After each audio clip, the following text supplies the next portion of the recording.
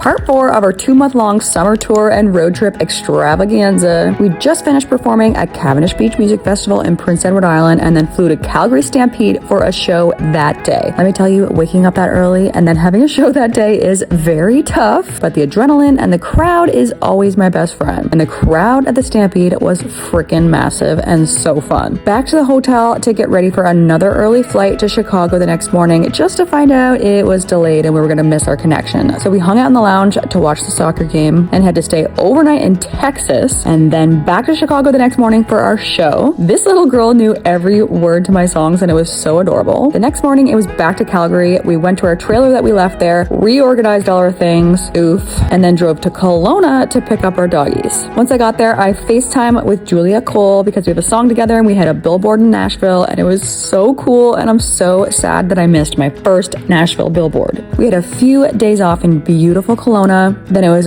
back on the road again, going through the Rockies for the 4th time in a month. That is wild. We had a great show in Alberta at Quonset Days, and they were doggy friendly, so the boys got to rip around during soundcheck and were loving it. Then it was the long-ass road trip to Quebec, through Saskatchewan again. We stayed overnight in Manitoba, then on to Ontario, staying overnight in Thunder Bay and Sault Ste. Marie and Sudbury. Ontario is so massive. We ended up in Ottawa/Gatineau, Quebec for a few days off before we went to St. Victor, which was a rodeo in Quebec. We stayed on a lovely golf course. I tried to fix my hat because I smushed it and totally ruined it in the travels. Whoops. And we had a packed show.